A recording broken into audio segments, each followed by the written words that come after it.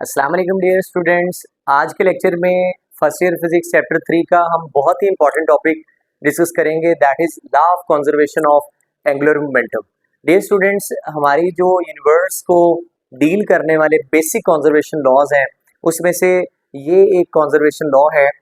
अब देखिए, ये जितने भी कंजर्वेशन लॉज होते हैं ये फंडामेंटल हम इनको लॉज कह रहे होते हैं, यानी कि हर सिचुएशन में हर जगह पर ये वैलिड होते हैं। तो इसके लिए अगर हम कुछ इंपॉर्टेंट पॉइंट्स लिखें, फिर हम इसकी स्टेटमेंट लिखेंगे और कुछ एग्जाम्पल से हम इस लॉ को वेरीफाई भी करेंगे। सो सबसे पहला इंपॉर्टेंट पॉइंट इसके लिए ये है कि it is a fundamental law of physics, यानी कि एक बहुत ही बेसिक और बुनियादी लॉ है और तमाम जगह पे वैलिड, यानी कि फंडामेंटल है, तमाम सिचुएशन में होल्ड कर रहा होता है। It is a fundamental law of physics. Second point इसके लिए ये कि कोई लिमिट नहीं है, लेकिन एक चीज आपको बताते चलें कि आपको जैसे हमने law of conservation of linear momentum पढ़ा था, तब हमने ये बात की थी कि एक जो आइसोलेटेड सिस्टम होता है उसमें सिस्टम का टोटल मोमेंटम जो है वो कंजर्व रहता है। इसलिए जब आप law of conservation of angular momentum की बात करेंगे तो एक सिंगल स्पिनिंग बॉडी के लिए ये बिहेवियर ज्यादा प्रोमिनेंट होता है। आप इसको इजीली वेरीफाई कर सकते हैं कि यहाँ पे जो हमारा मोमेंटम है वो कंजर्व रहा है।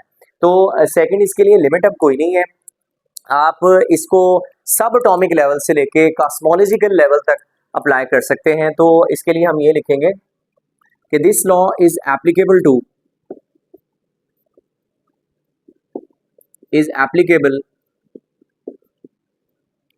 फ्रॉम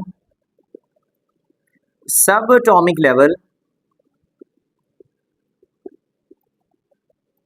टू कॉस्मोलॉजिकल लेवल, यानी कि बड़े बड़े स्टार्स और जिसके ऊपर आप मर्जी अप्लाई कर लें, तो ये लॉ जो है ये हमेशा वैलिड होगा। सो ये दो इंपॉर्टेंट पॉइंट्स आपको इसके इंट्रोडक्शन के लिए बता दिए गए हैं। और एक चीज और कि सिंगल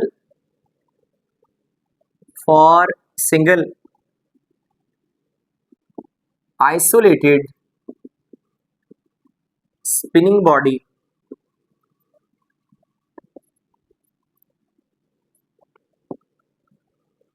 दिस लॉ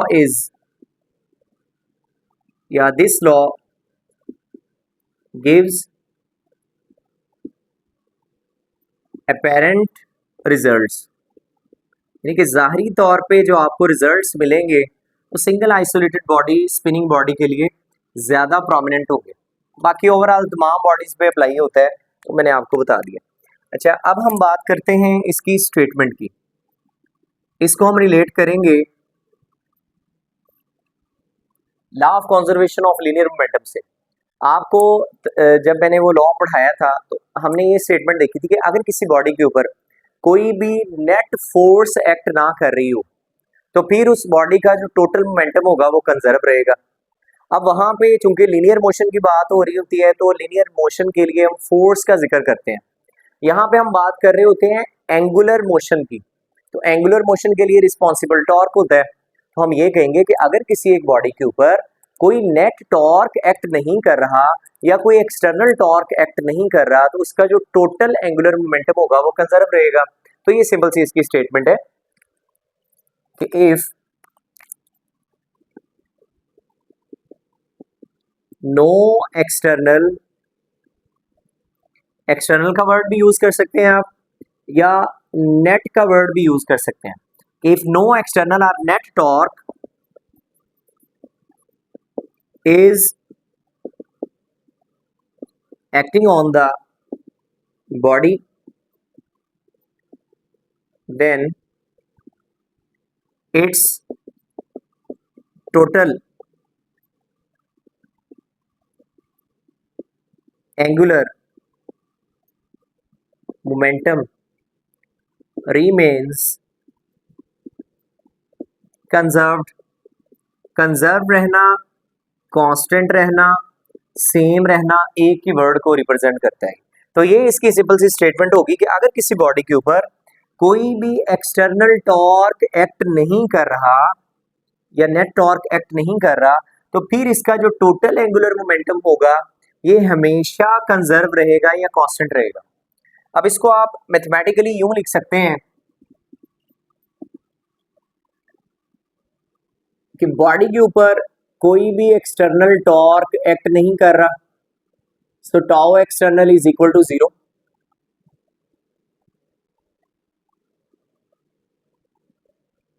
और जब ये एक्ट नहीं करेगा तो बॉडी का जो टोटल एंगुलर मोमेंटम होगा ये कंजर्व रहेगा, ये कांस्टेंट रहेगा। So capital L equals constant,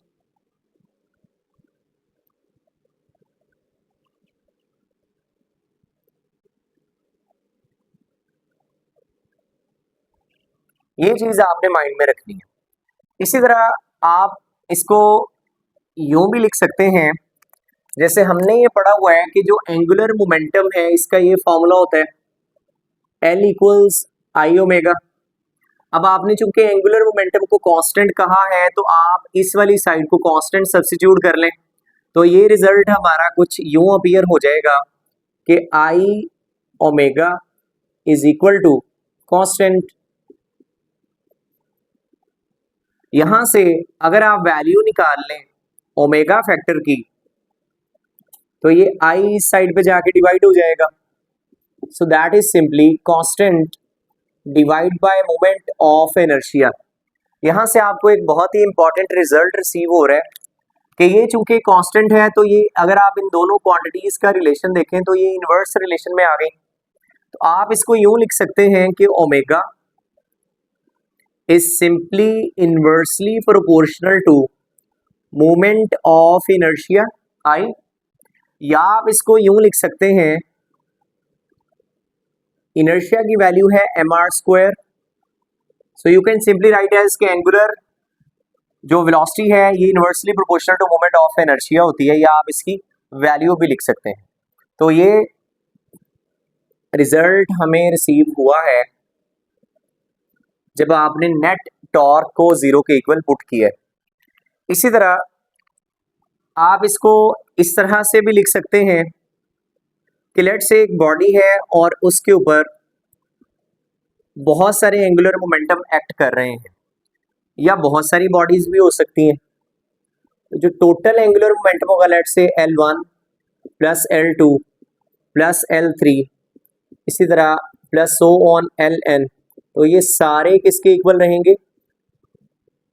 constant के इक्वल रहेंगे। तो ये आप इस तरह से भी लिख सकते हैं, यानी कि सब चीजों का एक ही मतलब बनता है। आपको मैं यहाँ पे एक और अप्रोच से law of conservation of angular momentum की स्टेटमेंट समझाता हूँ। आपको याद होगा हमने एक रिलेशन पढ़ा हुआ है, that is the relation between force and linear momentum, that is simply F equals change in momentum divide by time taken. ये हमने पढ़ा हुआ है। और आपको क्विक एक रिमाइंडर में दे दूं कि लीनियर वेरिएबल्स और एंगुलर वेरिएबल्स का रिप्लेसमेंट हमने पहले सीखी हुई है कि अगर s डिस्प्लेसमेंट है लीनियर तो थीटा एंगुलर डिस्प्लेसमेंट है।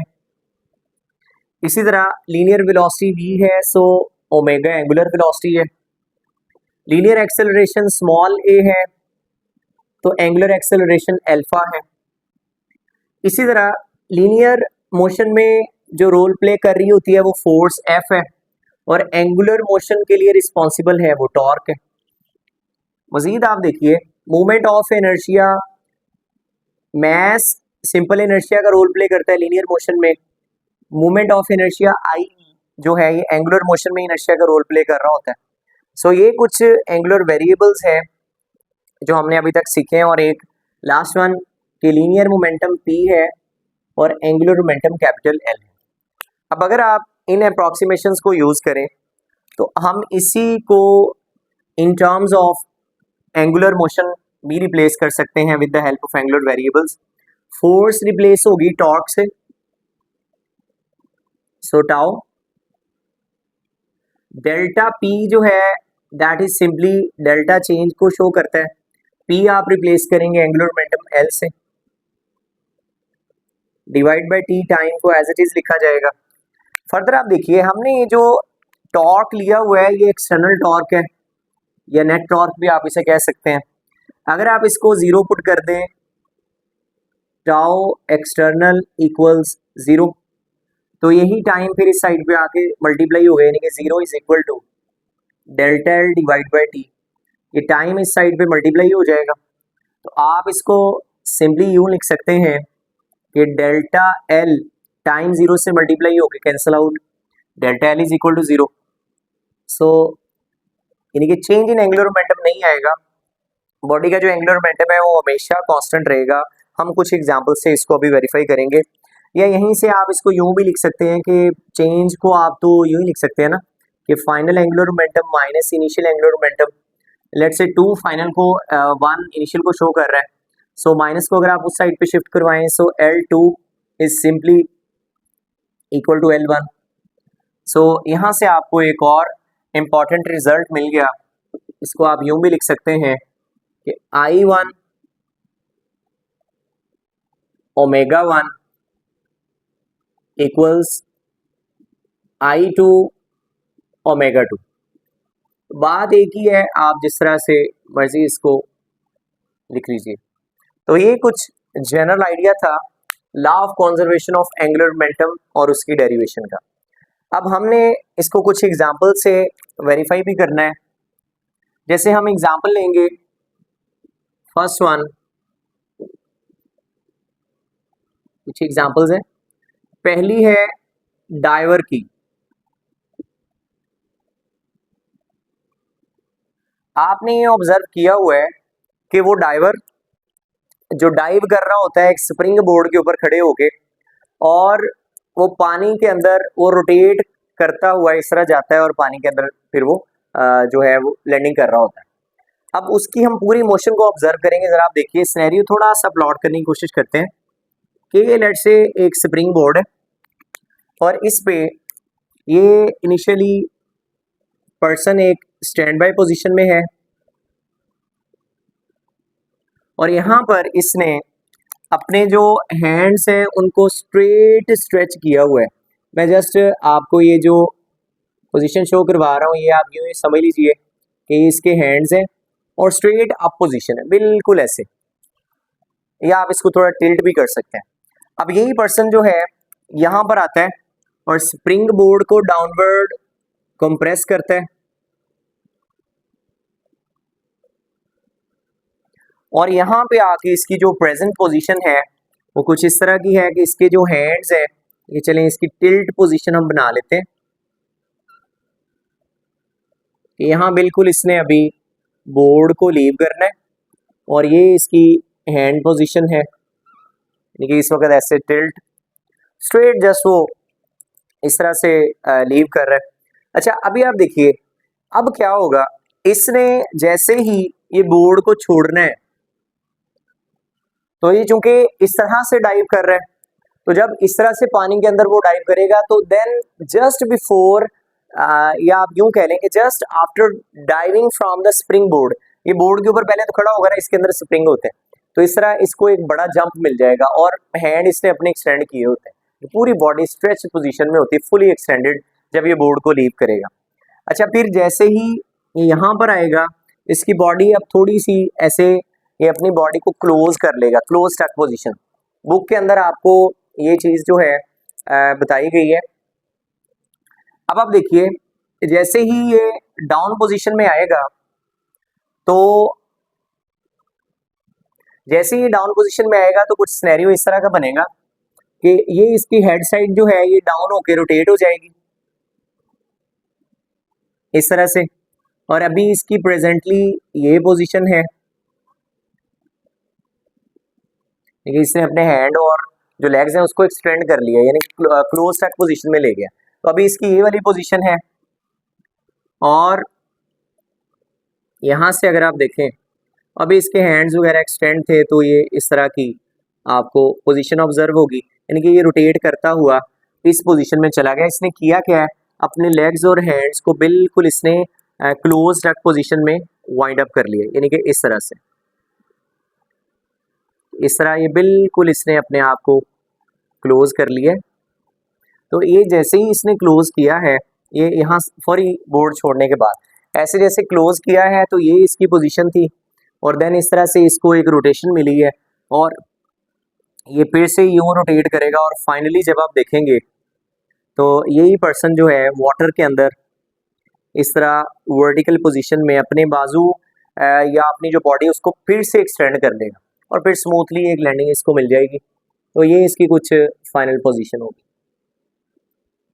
ठीक है, ये नीचे वाटर है तो इसमें ये स्मूथली लैंड कर लेगा। तो ये एक पूरा सिनेरियो बुक के ऊपर ही आपको डायग्राम भी नजर आ जाएंगे, आप वहां से भी देख सकते हैं। मैं जस्ट थोड़ी सी कोशिश की है आपको समझाने के लिए। अब यहाँ पे हम सिनेरियो पूरा ऑब्जर्व करते हैं। अगर आप इनिशियल सिचुएशन की बात करें तो इनिशियली इसने अपने बाजू जो है इस तरह से फुली एक्सटेंड किए हुए हैं, यानी कि ऐसे फैलाए हुए हैं, और जैसे ही वो लीव कर रहा है, अभी देखें जब इसने अपने बॉडी को एक्सटेंड किया हुआ है, फैलाया हुआ है, तो इस वक्त मोमेंट ऑफ इनर्शिया का अगर आप फार्मूला देखें ये mr² के इक्वल है। तो सेंटर ऑफ द बॉडी से या सेंटर ऑफ मास से जो डिस्टेंस होगा पार्टिकल्स का वो इंक्रीज कर जाएगा। ये देखिए ना, इसने पूरे एक सर्कल के अंदर घूमना है तो सेंटर से ये डिस्टेंस इतना ज्यादा हो जाएगा। अब आप जानते हैं कि I simply directly proportional to r²। Centre से डिस्टेंस जितना इंक्रीज होगा या डिस्ट्रीब्यूशन ऑफ मास या पार्टिकल्स जो है उनका सेंटर से जितना ज्यादा डिस्टेंस होगा, उसी सिचुएशन में मोमेंट ऑफ इनर्शिया भी इंक्रीज कर जाएगा। एक बात ये समझ आई कि जब वो बंदे ने हैंड्स वगैरह अपने एक्सटेंड किए हुए हैं, देखिए इस एग्जांपल में हम समझना ये चाह रहे हैं कि वो पर्सन ने एक्चुअली कुछ करतब करके दिखाने हैं। उसने वो कलाबाजियां लेनी होती हैं, रोटेशन लेनी होती हैं पानी में गिरने से पहले। तो फिर वो शुरू में अपने बाजू जब एक्सटेंड करेगा, लेट से अगर वो ऐसे ही छलांग लगा दे तो वो ठा से जाके नीचे पानी में गिरेगा, कोई उसको रोटेशन मिलनी नहीं है, इसलिए वो अपनी बॉडी को क्लोज कर लेता है। अब जब वो उसने एक्सटेंड किया हुआ है तब उसका मोमेंट ऑफ इनर्शिया ज्यादा होता है, उसकी जो रोटेशन होगी वो बहुत कम मिलेगी। लेट से अगर ऐसे ही गिर गया तो हो सकता है ऐसे थोड़ा सा टिल्ट हो जाके पानी के अंदर गिर जाए। तो यहाँ पे इसलिए हम ये सिनेरियो ऑब्जर्व करेंगे। शुरू में अगर आप देखें तो मोमेंट ऑफ इनर्शिया I1 ये बहुत ज्यादा होगा। तो जब ये ज्यादा होगा तो एंगुलर वेलोसिटी डेफिनेटली उतना ही रिड्यूस कर जाएगी। जैसे मैं आपको यहाँ पर बता चुका हूँ कि ये दोनों इनवर्स रिलेशन, अगर I ज्यादा है सो ओमेगा रिड्यूस हो जाएगा। फर्दर आप देखें जैसे ही वो अपनी बॉडी को क्लोज टॉक पोजीशन, इसको कहते हैं क्लोज टॉक पोजीशन, ले जाता है अपने, ऐसे क्लोज कर लेगा just after leaving the board, तो फिर उस सिचुएशन में ये सेंटर ऑफ मास से जो डिस्टेंस है ये जस्ट इतना सा रह जाएगा। अब जब R कम हुआ है तो मोमेंट ऑफ इनर्शिया भी कम हो गया, तो फिर उसकी बॉडी को फास्ट रोटेशंस मिलेंगी। तो एज अ रिजल्ट वो जो उसने समर सॉल्ट्स या कलाबाजियां गेन करनी होती हैं वो उससे ज्यादा मिल जाएंगी। तो फाइनल सिचुएशन ये है कि ओमेगा 2 रिड्यूस हो जाएगा, एज अ रिजल्ट ओमेगा या I2 रिड्यूस होगा, ओमेगा 2 जो है ये इंक्रीज कर जाएगा। तो ये पूरी एक सिचुएशन है। देन अगेन से वो अपनी बॉडी को एक्सटेंड कर लेगा, फैला लेगा ताकि एक स्मूथ लैंडिंग हो जाए वाटर। सो इस सिचुएशन में हमें ये ऑब्जर्व हुआ कि I1 omega 1 equals I2 omega 2। Example आप यूं भी ले सकते हैं कि लेट से मान लें कि शुरू में मोमेंट ऑफ इनर्शिया है 8, एंगुलर वेलोसिटी है 2, यानी कि कम होगी, मोमेंट ऑफ इनर्शिया ज्यादा है तो एंगुलर वेलोसिटी रिड्यूस कर जाती है सेम टाइम।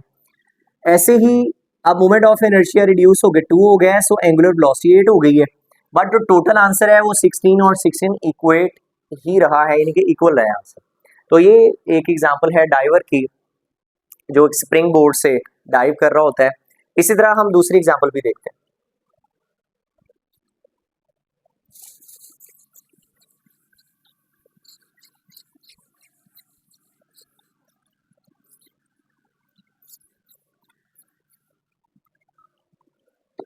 अच्छा जी स्टूडेंट्स, मैं आपके साथ एक और बात शेयर करता चलूं कि जो एंगुलर मोमेंटम है ये एक वेक्टर क्वांटिटी है, और वेक्टर के लिए ये लाजमी होता है, जैसे हम इसकी कुछ कंडीशंस देखते हैं।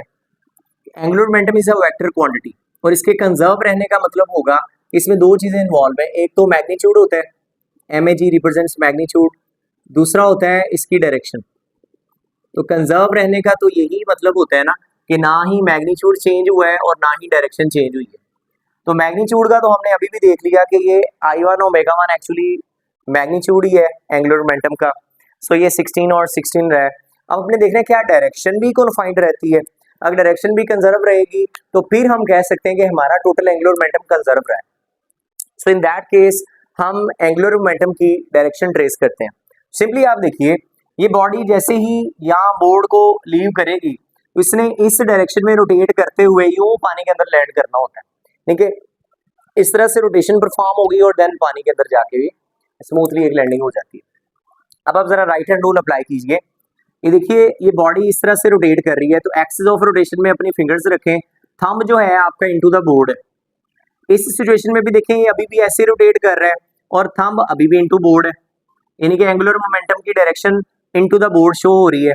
फिर यहाँ पर भी अगर आप देखें तो ये ऐसे ही रोटेट कर रहा है, तो अभी भी इनटू द बोर्ड ही है डायरेक्शन, क्योंकि इस तरह से एक्सिस ऑफ रोटेशन के अलॉन्ग आपने अपनी जो इनकी डायरेक्शन ऑफ रोटेशन है उसके अलॉन्ग अपनी फिंगर्स को रखना होता है राइट हैंड की। तो यहाँ पर भी इसकी एंगुलर मोमेंटम की डायरेक्शन इनटू द बोर्ड ही है।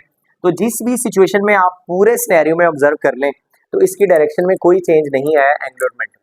So that's how angular momentum हमारा परफेक्टली कंजर्व रहता है, ना ही उसके मैग्नीट्यूड में चेंज आ रहा है, ना ही उसकी डायरेक्शन में चेंज आ रहा है। तो ये एक्चुअली एक कॉन्सेप्ट है, ये आपको लाजिम पता होना चाहिए। अच्छा, ये हमने बात कर ली कि ना ही हमारा मैग्नीट्यूड चेंज हुआ है, ये भी सेम रहा है, ना ही डायरेक्शन चेंज हुई है, ये भी सेम रही है। So that's why we can say that कि जो हमारा एंगुलर मोमेंटम है ये क्या रहेगा, कंजर्व रहा है। सेकंड एग्जांपल इसकी आप देखिए, एग्जांपल 2, ये हम ले रहे हैं आइस स्केटिंग की। आइस स्केटर्स आपने देखे होंगे, जैसे वो बर्फ के ऊपर वो प्रॉपर ऐसे स्लाइडिंग कर रहे होते हैं या डिफरेंट स्टंट दिखा रहे होते हैं। हमने ये ऑब्जर्व किया है कि अगर वो अपने हैंड्स को इस तरह फैला के रखें तो फिर उनको वो जो रोटेशनल मोशन है वो इतनी नहीं मिलती। रीजन वही है, आपको मैंने जैसे अभी समझाया है कि जब इस तरह फैलाव ज्यादा हो जाएगा तो मूवमेंट ऑफ इनर्शिया इंक्रीज कर जाता है। जब मूवमेंट ऑफ इनर्शिया इंक्रीज करेगा तो फिर एंगुलर वेलोसिटी डिक्रीज कर जाएगी। अब इसी तरह वो जैसे ही अपनी बॉडी को क्लोज करते हैं और फिर जब रोटेशन परफॉर्म करेंगे तो वो प्रॉपर अच्छी खासी रोटेशन उन्हें मिल जाएगी। तो यही सिचुएशन यहाँ पे ऑब्जर्व हुई है। ये लेट्स से एक पर्सन है, ये उसने अपने बाजू जो है इस तरह से एक्सटेंड किए हुए हैं और इस तरह से लेट्स से ये एंटी क्लॉकवाइज डायरेक्शन में रोटेट कर रहा है, ये इसकी डायरेक्शन ऑफ रोटेशन है। अब इस सिचुएशन में अगर आप देखें, हम एंटी क्लॉकवाइज डायरेक्शन ले रहे हैं, इस सिचुएशन में जो आई है moment of inertia it is larger. Reason वही है, सेंटर ऑफ मास से जो पार्टिकल्स का डिस्टेंस है या जो मास की डिस्ट्रीब्यूशन है फ्रॉम एक्सिस ऑफ रोटेशन वो इंक्रीज कर जाएगी। सो आई लार्ज होगा तो एंगुलर वेलोसिटी स्मॉल रह जाएगी, डिक्रीज कर जाएगी। इसी तरह अगर ये अपनी वो जो अपने हैंड्स इसने फैलाए हुए हैं उसको क्लोज कर ले तो फिर हम देखेंगे कि जैसे ही ये क्लोज कर लेगा, अभी भी डायरेक्शन ऑफ रोटेशन हम वही ले रहे हैं, तो जैसे ही ये क्लोज करेगा अपने हैंड्स को अपनी बॉडी की तरफ, यानी कि इस तरह से पुल कर लेगा, तो फिर हम देखेंगे कि इसकी रोटेशन फास्टर हो गई है। तो यहाँ पे अगर आप इस सिचुएशन के लिए ये वैलिड है, सेकंड सिचुएशन के लिए अगर आप देखें तो आई हमारा स्मॉल हो जाएगा और ओमेगा जो है ये ग्रेटर हो जाएगा। एज अ रिजल्ट अगर आप देखें तो डायरेक्शन तो इनकी वैसे ही वो आप देख लेंगे according to right hand rule, ये एक्सिस ऑफ रोटेशन है ये स्ट्रेट और यहाँ पर भी एक्सिस ऑफ रोटेशन है, तो एंगुलर मोमेंटम हमारा इसी डायरेक्शन में ही है, ये भी चेंज नहीं हुई बोथ सिनेरियोज में। और जो इनका टोटल आंसर रहा है, लेट्स से इसको आप I1 ओमेगा 1 I2 ओमेगा 2 कह लें, तो ये भी सेम ही रहा है। सो दैट्स वाई यहाँ पर भी एंगुलर मोमेंटम हमारा कंजर्व है। इसी तरह एक थर्ड सिचुएशन आपको दी गई है, बुक में एक थर्ड एग्जांपल कोड की हुई है कि एक पर्सन जिसने कुछ डंबल या वेट उठाए हुए हैं और वो टर्न टेबल के ऊपर मौजूद है, तो उस सिचुएशन में भी अगर आप देखेंगे तो सेम चीज़ें कोट हो रही हैं। आप इसको रीड आउट कर लीजिएगा कि अगर पर्सन इस तरह से वेट उठाए हुए हैं और वो रोटेट कर रहा है इस तरह से, और उसने वो डंबल उठाए हुए हैं और अपने हैंड्स वो एक्सटेंड कर लेता है, जैसे वो एक्सटेंड करेगा सिनेरियो अगेन से सेम होगा कि मूवमेंट ऑफ इनर्शिया उसका इंक्रीज कर जाएगा और जो एंगुलर वेलोसिटी वो डिक्रीज कर जाएगी, रोटेशन स्लो हो जाएगी। फिर वो ऐसे क्लोज करेगा तो उसकी रोटेशन फास्टर हो जाती है। तो ये बच्चों थी 3 एग्जांपल्स नेक्स्ट सेक्शन में हमारी 2 एग्जाम्पल्स अभी पेंडिंग है, उसको हम नेक्स्ट पार्ट में कवर करेंगे। तब तक के लिए अल्लाह हाफिज़।